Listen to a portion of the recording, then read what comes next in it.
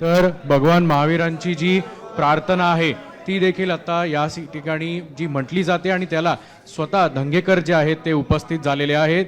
कालच धंगेकर यांनी खरं तर जाहीर केलं होतं की जैन महावीरांच्या मंदिरात ते येतील, जैन मुनींचे आशीर्वाद घेतील, भगवान महावीरांचं देखील दर्शन जे आहे।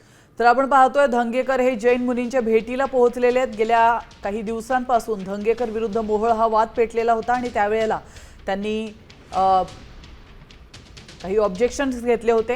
त्या पार्श्वभूमीवर पुण्यातील जैन बोर्डिंग ट्रस्ट बरोबरचा जागेचा व्यवहार आता रद्द करण्याचा निर्णय बिल्डर विशाल गोखले यांनी घेतलाय।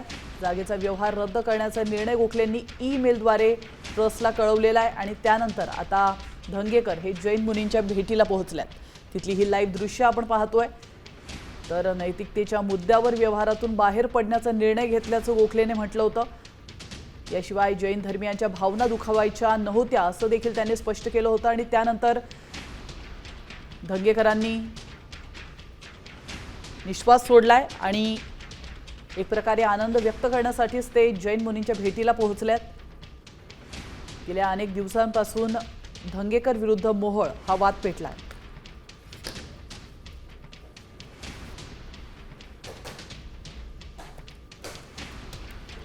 आता isakal.com आहे देशातील नंबर 1 ची मराठी न्यूज वेबसाईट। प्रत्येक अपडेटसाठी isakal.com ला नक्की भेट द्या।